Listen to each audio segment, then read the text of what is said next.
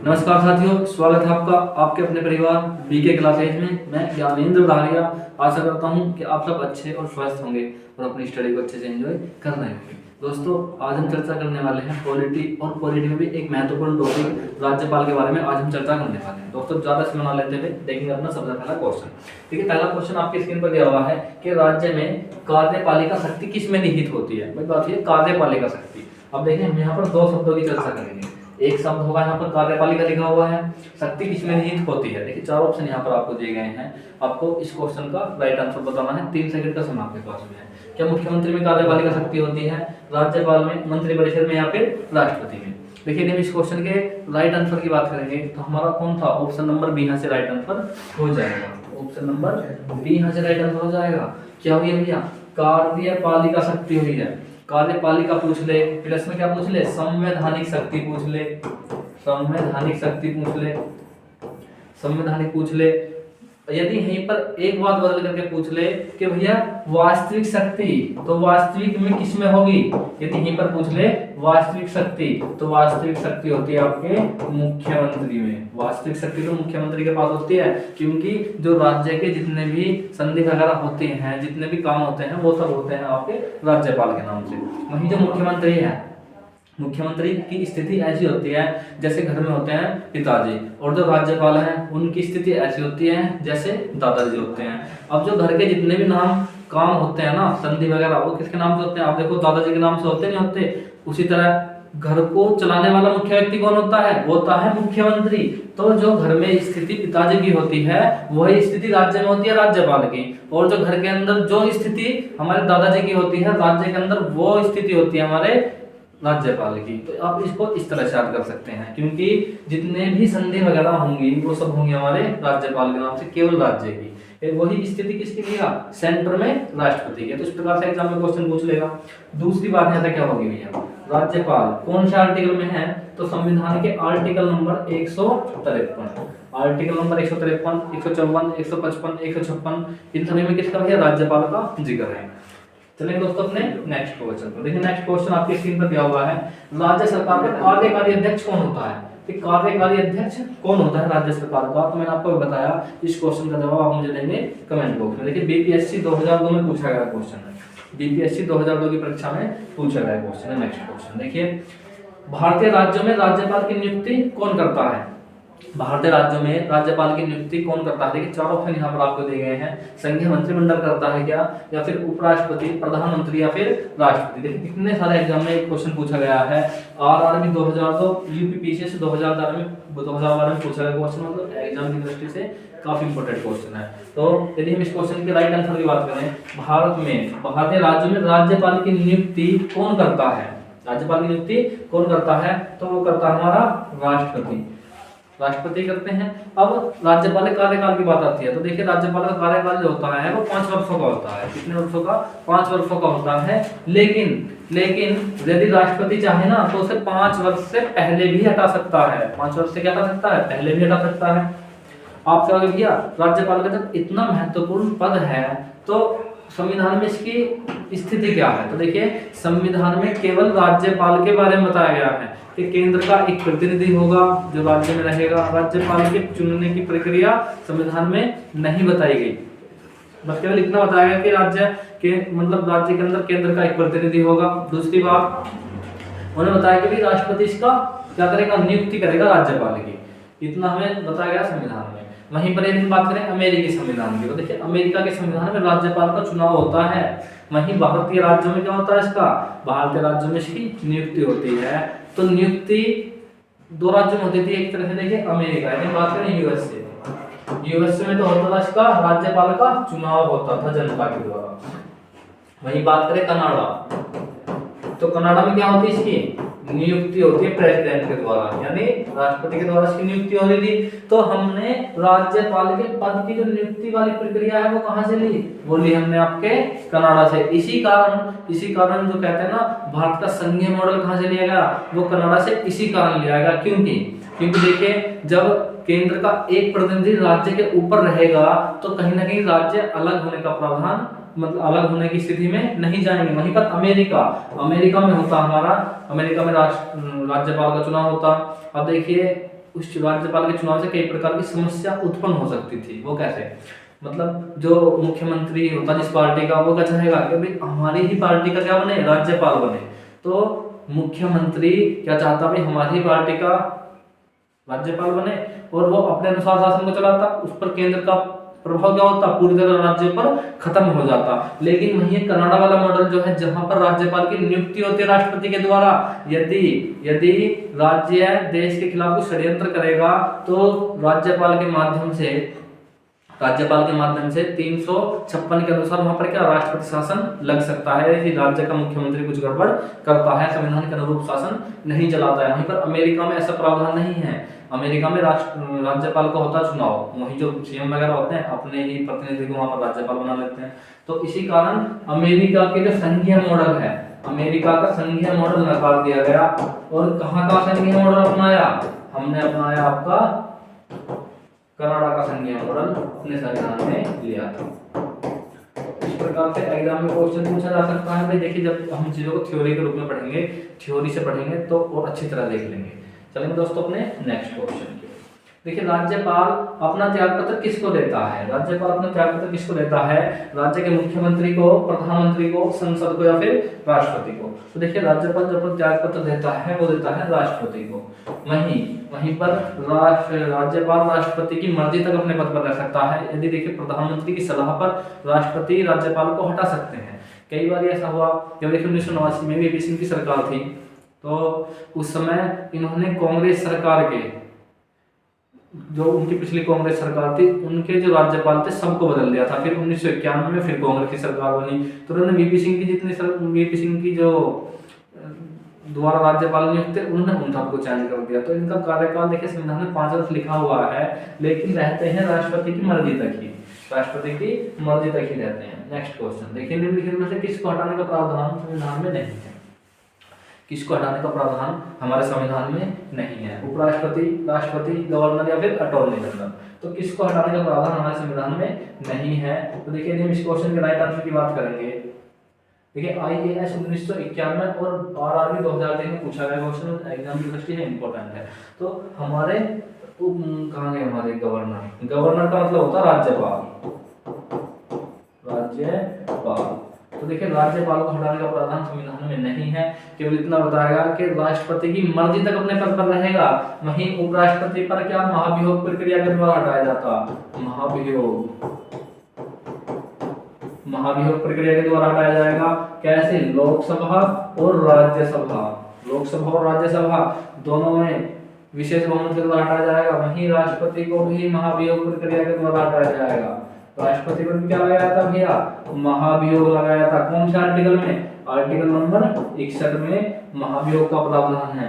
वहीं बात करें भैया गवर्नर, तो गवर्नर को हटाने की कोई ऐसी प्रक्रिया नहीं है। अटॉर्नी जनरल, तो अटॉर्नी जनरल को क्या भैया, इसको भी उसके द्वारा ही हटाया जाता है, लेकिन इनको हटाने की प्रक्रिया का संविधान में कोई उल्लेख नहीं है। देखिए नेक्स्ट क्वेश्चन, निम्नलिखित में से किसको महाभियोग के बिना हटाया जा सकता है। देखिए, इस क्वेश्चन का जवाब आप मुझे कमेंट बॉक्स में देंगे, क्योंकि मैंने आपको बताया किसको हटाया जा सकता है। नेक्स्ट क्वेश्चन देखिए दोस्तों, राष्ट्रपति किसकी सलाह पर किसी राज्य के राज्यपाल की नियुक्ति करते हैं, राष्ट्रपति किसकी सलाह पर किसी राज्य के राज्यपाल की नियुक्ति करते हैं। तो बताइए इस क्वेश्चन का राइट आंसर। देखिए, हम इस क्वेश्चन के राइट आंसर की बात करेंगे। देखिए, हम इस क्वेश्चन के राइट आंसर की बात करेंगे तो प्रधानमंत्री की सलाह पर। देखिए, प्रधानमंत्री या मंत्री परिषद, यहाँ पर 2 प्रकार से ऑप्शन आएंगे, यदि बात प्रधानमंत्री या फिर दूसरा मंत्री परिषद लिख लेना एग्जाम में, मंत्री परिषद, प्रधानमंत्री या फिर मंत्री परिषद। इन दोनों की सलाह पर क्या करते हैं भैया, सलाह पर राज्य के राज्यपाल की नियुक्ति करते हैं, इन्हीं की सलाह पर हटाते हैं। तो आपका ऑप्शन नंबर क्या होगा, यहाँ से राइट आंसर हो जाएगा। अभी नेक्स्ट क्वेश्चन लीजिए, राज्य सरकार का संवैधानिक प्रमुख कौन होता है। देखिए, राज्य सरकार का संवैधानिक प्रमुख कौन होता है, इस क्वेश्चन का जवाब आप मुझे कमेंट बॉक्स में बताएंगे, क्योंकि ये क्वेश्चन मैंने आपको अभी कराया, संवैधानिक और वास्तविक प्रमुख कौन होता है, इन सब चीजों के बारे में बताया। तो अधिकांश क्वेश्चन रखने का मतलब यह है जिससे क्या हो सके, आपका रिवीजन होता चले और आप इन क्वेश्चन के जवाब कमेंट बॉक्स में देते चलें। देखिए, देखेंगे अपना नेक्स्ट क्वेश्चन नंबर 10 देखिए आपकी स्क्रीन पर दिया हुआ है। सामान्य रूप से राज्यपाल का कार्यकाल कितना होता है, राज्यपाल का कार्यकाल कितना होता है भाई। बताएंगे इस क्वेश्चन का राइट आंसर। राज्यपाल का कार्यकाल कितना होता है? RRB 2003 में पूछा गया क्वेश्चन है। तो देखिए यदि हम राज्यपाल के कार्यकाल की बात करें तो हमारे संविधान में राज्यपाल के कार्यकाल 5 वर्ष बताया गया है। 5 वर्ष राइट आंसर हो जाएगा। लेकिन लिख लेंगे, लेकिन राष्ट्रपति 5 वर्ष पूर्व भी हटा सकते हैं। 5 वर्ष के पहले भी हटा सकते हैं। दूसरी बात, राज्यपाल को 2 राज्यों का राज्यपाल भी बनाया जा सकता है।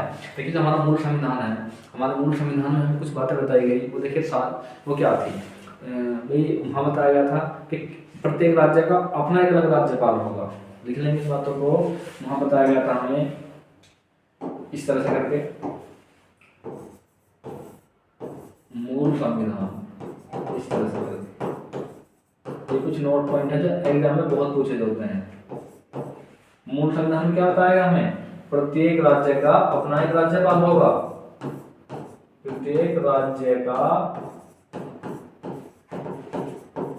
अपना एक राज्यपाल होगा।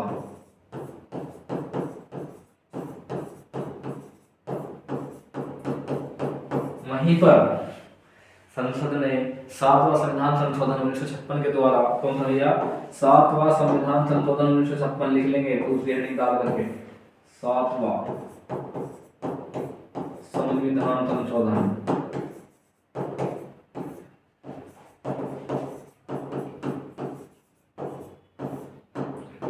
1956। 7वां संविधान संशोधन हुआ 1956 में, और इस 1956 के संशोधन के द्वारा हमें बताया गया, मतलब कुछ प्रावधान संसद ने किए कि राज्य का राज्यपाल 2 राज्यों का भी हो सकता है। 2 या अधिक राज्यों का एक राज्यपाल हो सकता है। एक राज्यपाल हो सकता है, ये बात बताई गई हमें 1956 के द्वारा।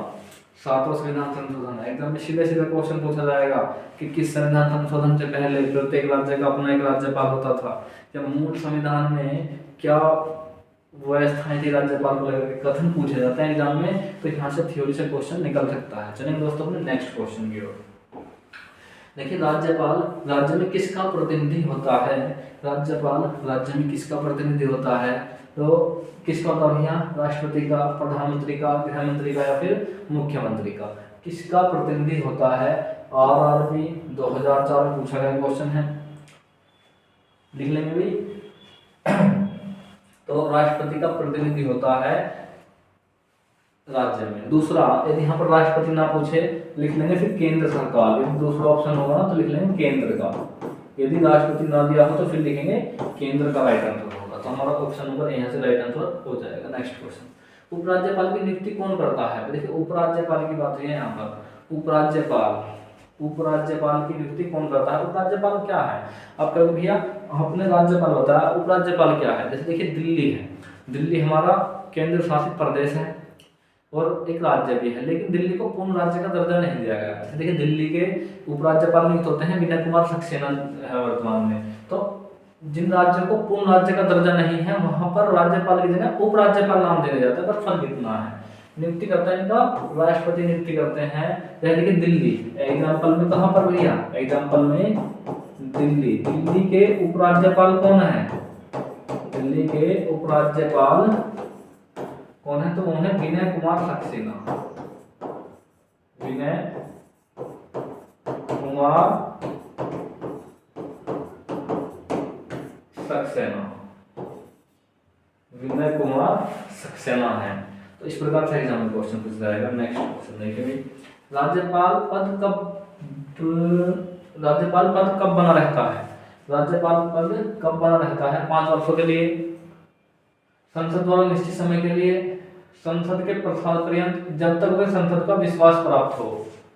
तो राज्यपाल का पद कब तक बना रहता है? इस तरह से लिख लेंगे। थोड़े क्वेश्चन में क्या है, वर्ड मिस्टेक है, तो आप समझ लेना इस बात को कि राज्यपाल अपने पद पर, राज्यपाल अपने पद पर, इस तरह लिख लेंगे, राज्यपाल अपने यहाँ पे मिस्टेक है भाई, अपने राज्यपाल अपने पद पर कब तक बना रहता है, इसे लिखेंगे अपने पद पर, राज्यपाल अपने पद पर कब तक बना रहता है, 5 वर्षों के लिए क्या, संसद द्वारा निश्चित समय के लिए, या फिर राष्ट्रपति के प्रसार पर्यंत, जब तक उसे संसद का विश्वास प्राप्त हो तब तक। क्या देखिए उसको संसद ने नियुक्त करा, क्या राज्यपाल को नहीं करा ना, क्योंकि संसद को उसे नियुक्त करने में कोई योगदान नहीं है। योगदान राज्यपाल को किसने नियुक्त करा, देखिए प्रधानमंत्री की सलाह पर राष्ट्रपति ने नियुक्त करा। वही हमारे संविधान में बताया गया 5 साल का कार्यकाल है, लेकिन वहां पर एक बात और बताई गई, 5 साल का कार्यकाल तो है, लेकिन जो हमारे राष्ट्रपति जी हैं उसे अपने कार्यकाल से पहले भी हटा सकते हैं। इसका मतलब राष्ट्रपति की मर्जी तक अपने पद पर रह सकता है, राष्ट्रपति की अपनी मर्जी तक अपने पद पर रह सकता है। तो हमारा ऑप्शन नंबर 3 यहाँ से राइट आंसर हो जाएगा। लेकिन दोस्तों नेक्स्ट क्वेश्चन, राज्यपाल को प्रति माह कितना वेतन मिलता है, बीपीएससी 2005 में पूछा गया क्वेश्चन है। देखिए तब इसके ऑप्शन क्या थे, अलग हुआ करते थे। बीपीएससी 2005 में पूछा गया क्वेश्चन है, तब राज्यपाल को मिलता था 1,10,000 रुपए, 1,10,000 रुपए मिलते थे उस समय राज्यपाल को, जब 2005 में पूछा गया क्वेश्चन था। लेकिन 2018 में राज्यपाल की सैलरी बढ़ाकर कितनी कर दी गई, 3.5 लाख रुपए। 2018 में, 2018 के बाद लिख लेंगे, 2018 के बाद इनकी सैलरी कितनी हो गई, 3.5 लाख रुपए। 2018 से पहले कितनी थी इनकी सैलरी, 1,10,000। तो इस प्रकार से एग्जाम में क्वेश्चन पूछा जा सकता। वर्तमान में 3.5 लाख रुपए राज्यपाल की सैलरी है। नेक्स्ट क्वेश्चन देखें, राज्यपाल का वेतन और भत्ता किस कोष से आता है, राज्यपाल का वेतन और भत्ता किस कोष से आता है, भारत की संचित निधि से, राज्य की संचित निधि से, राज्य और केंद्र की संचित निधि से 50-50% इस तरह आएगा, या फिर राज्य की आकस्मिक निधि से।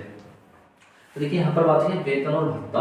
वेतन और भत्ता जब तक राज्यपाल रहेंगे तब तक राज्य की संचित निधि से वेतन मिलेगा। लेकिन यहीं पर बात कर रहे थे पेंशन, तो यहाँ से मिलती है इनकी पेंशन, भारत की संचित निधि से पेंशन मिलेगी और राज्य की संचित निधि से मिलेगा वेतन। क्योंकि रिटायरमेंट के बाद में जो पैसा आएगा उस पेंशन को कौन देगा, उसको देगी भारत की संचित निधि से दिया जाएगा। और यदि बात करें वेतन की तो राज्य की संचित निधि से दिया जाएगा। तो इस प्रकार से एग्जाम में क्वेश्चन पूछा जा सकता है। नेक्स्ट क्वेश्चन देखिए, जेपीएससी प्रीलिम्स 2020 में पूछा गया क्वेश्चन था। नेक्स्ट क्वेश्चन देखेंगे, राज्य मंत्री परिषद का गठन कौन करता है, राज्य मंत्री परिषद का गठन कौन करता है। देखिए 4 ऑप्शन यहाँ पर आपको दिए गए हैं, राज्यपाल, मुख्यमंत्री, प्रधानमंत्री या राष्ट्रपति। देखिए यदि हम इस क्वेश्चन के राइट आंसर की बात करें तो कौन करता है भाई, वो करते हैं हमारे राज्यपाल। राज्य मंत्री परिषद का गठन कौन करता है, वो करता हमारे राज्यपाल। देखिए गठन कैसे करता है, चुनाव हुए, क्या हुए, आम चुनाव हुए विधानसभा, इस तरह से लिख लेंगे, विधानसभा के चुनाव हुए। और इस विधानसभा चुनाव के बाद में क्या होता है, लिख लेंगे, जिस पार्टी को बहुमत साबित होगा, जिस पार्टी को बहुमत होगा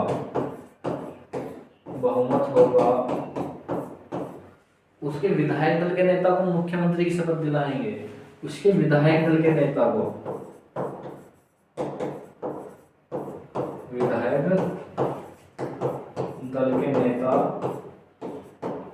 सीएम पद की शपथ लेते हैं, सीएम पद की शपथ लेंगे।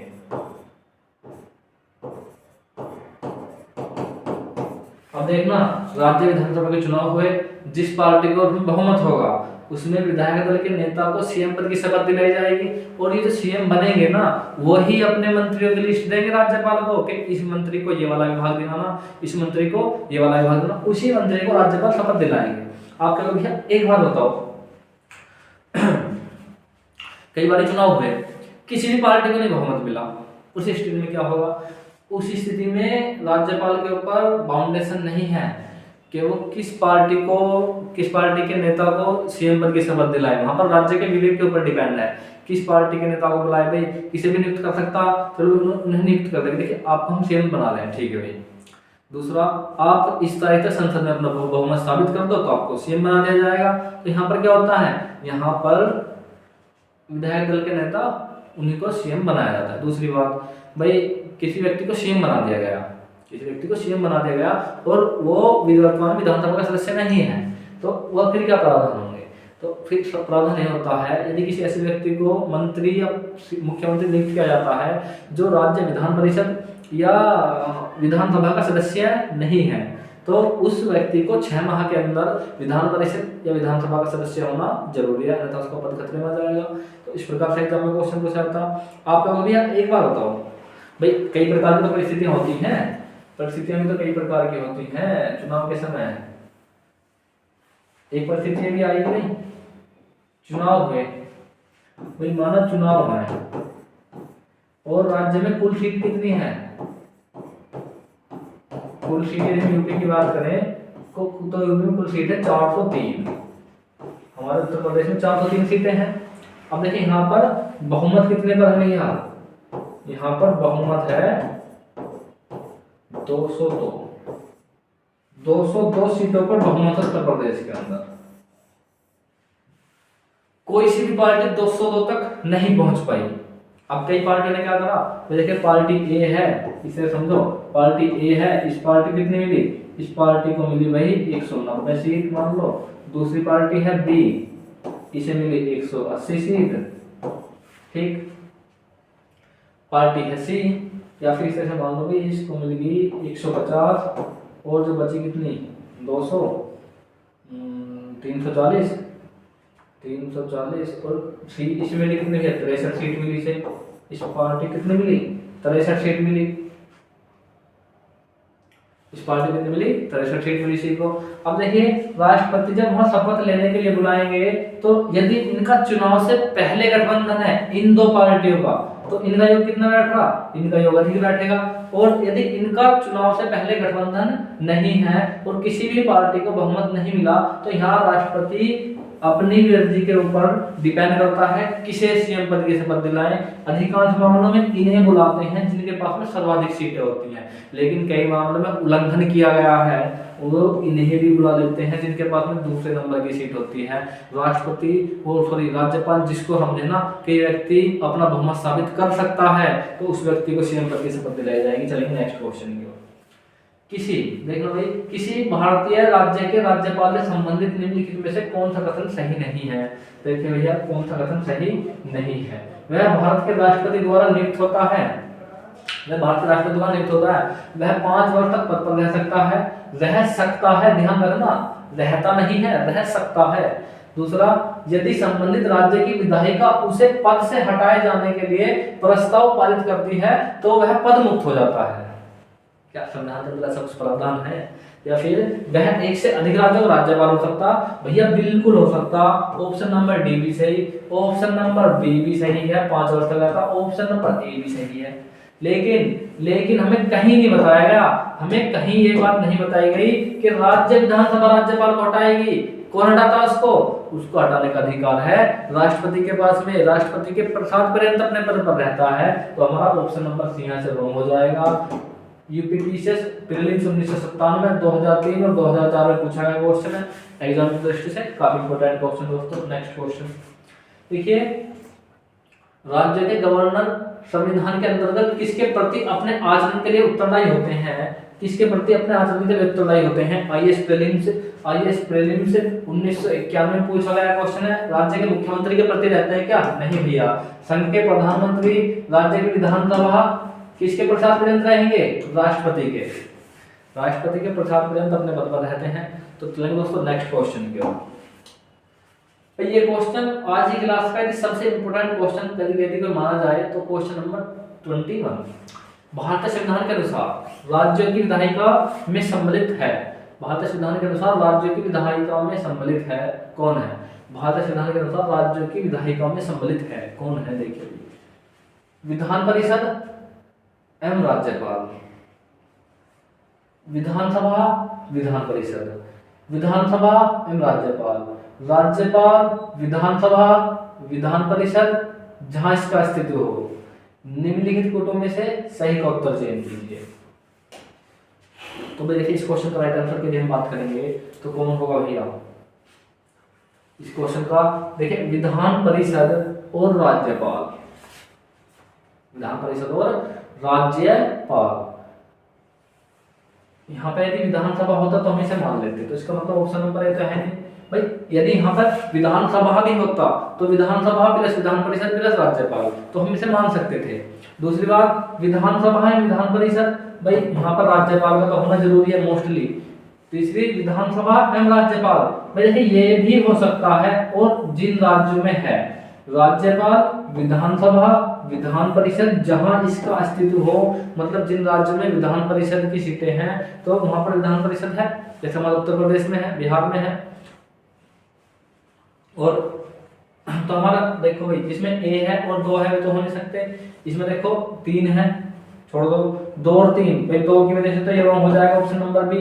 3 और 4, यहाँ पर देखो यहाँ पे लिखा केवल 4, भाई 3 भी तो है, तो केवल 4 की वजह से ऑप्शन नंबर डी रॉन्ग हो जाएगा। बचा कौन सा हमारा 3 और 4, तो ऑप्शन नंबर सी यहाँ से राइट आंसर हो जाएगा 3 व 4। विधानसभा एवं राज्यपाल, राज्यपाल, विधानसभा, विधान परिषद, विधायिका। देखिए किस तरह लिखेंगे, विधायिका लिखेंगे इस तरह से। यहाँ पर विधायिका क्या होती है,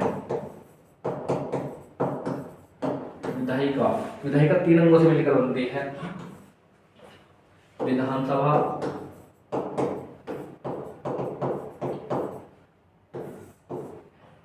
दूसरा राज्यपाल, नंबर 3 पे क्या आ जाएगा, विधान परिषद, जहां हो विधान परिषद।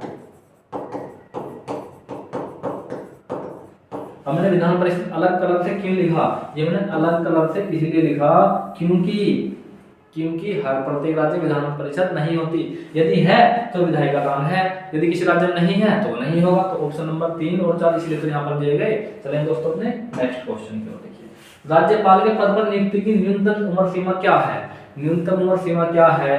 तो आरआरबी एएसएम 2005 में पूछा गया क्वेश्चन है। देखिए हम इस क्वेश्चन के राइट आंसर की बात करेंगे तो न्यूनतम उम्र सीमा क्या है भैया, वो हमारी 35 वर्ष।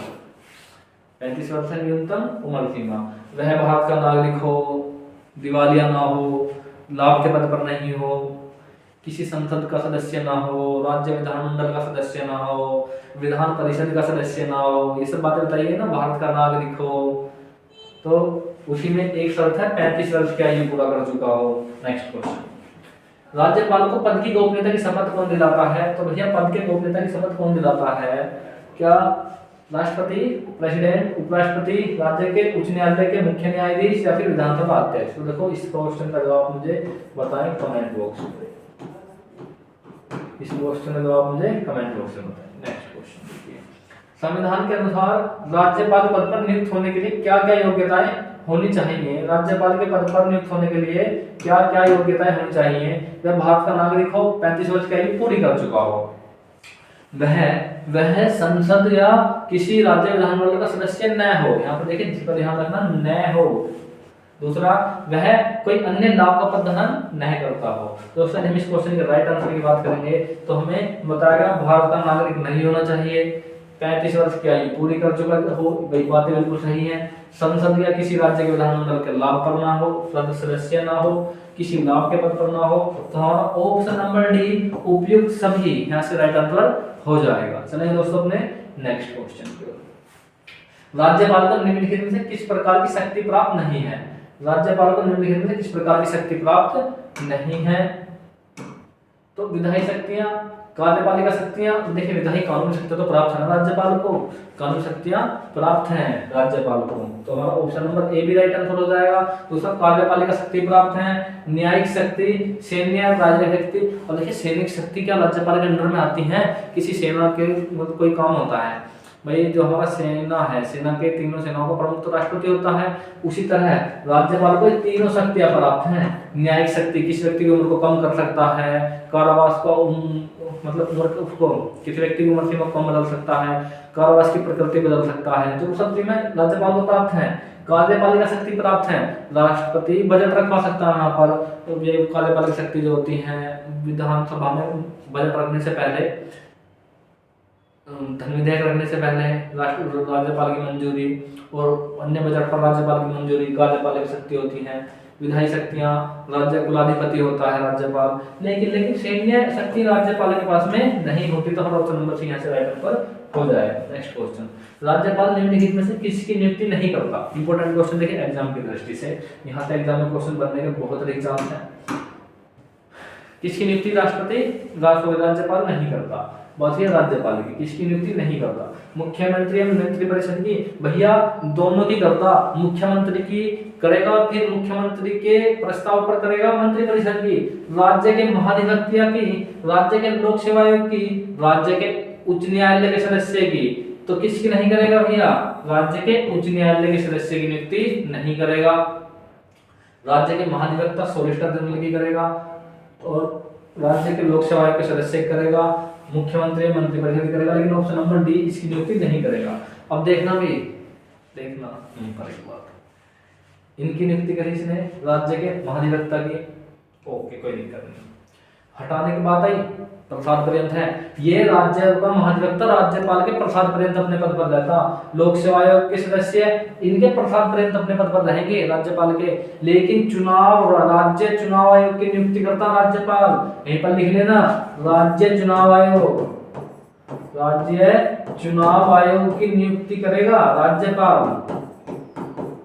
नियुक्ति तो करेगा लेकिन हटाने का अधिकार नहीं होगा राज्यपाल को, क्योंकि यदि राज्यपाल को चुनाव के हटाने का अधिकार मिल गया तो क्या होगा भैया? लोकतंत्र खतरे में पड़ जाएगा। तो राज्य के चुनाव आयोग को ठीक उसी प्रकार हटाया जाता है जिस प्रकार, कैसे? जिस प्रकार उच्च न्यायालय के न्यायाधीश को हटाया जाता है। नेक्स्ट क्वेश्चन, क्या राज्य के उच्च न्यायालय में न्यायाधीशों की नियुक्ति के समय राष्ट्रपति संबंधित राज्यपाल से परामर्श करता है? करता है क्या भैया? बिल्कुल करता है।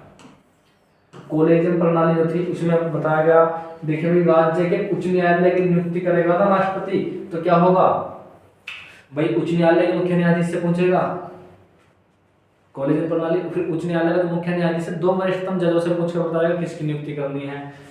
फिर जिस न्यायालय में उनकी नियुक्ति होगी वहां के जो वरिष्ठ न्यायाधीश है उनसे सलाह करेगा। कौन?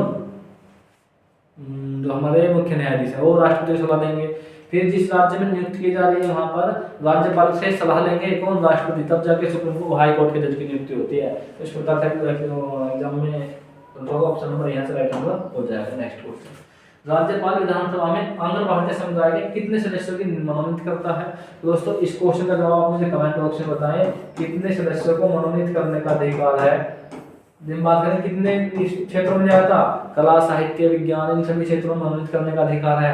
आप क्या हो गया? ये तो खत्म कर दिया, वो संसद में खत्म करा है। इसमें खत्म करा दिया संसद में। नेक्स्ट क्वेश्चन, राज्यपाल अपने राज्य के विधान परिषद यदि विधानमंडल परिषद है निम्नलिखित में किस क्षेत्र से संबंधित व्यक्ति को मनोनीत कर सकता है? तो किस क्षेत्र से संबंधित सदस्यों को मनोनीत कर सकता है? देखिए यदि हम इस क्वेश्चन के राइट आंसर की बात करें तो कला और साहित्य, विज्ञान, सामाजिक सेवा, तो उपयुक्त में से कितना हो जाएगा? उपयुक्त में से सभी से नियुक्त कर सकता है। तो दोस्तों आज की क्लास में हमने लगभग 7 क्वेश्चन कंप्लीट करे। यदि आपको हमारी वीडियो अच्छी लगी हो तो वीडियो को लाइक करें, कमेंट करें और शेयर करें, और हाँ हमारे चैनल को सब्सक्राइब करना ना भूलें। जय हिंद, मिलते हैं अपनी नेक्स्ट क्लास में।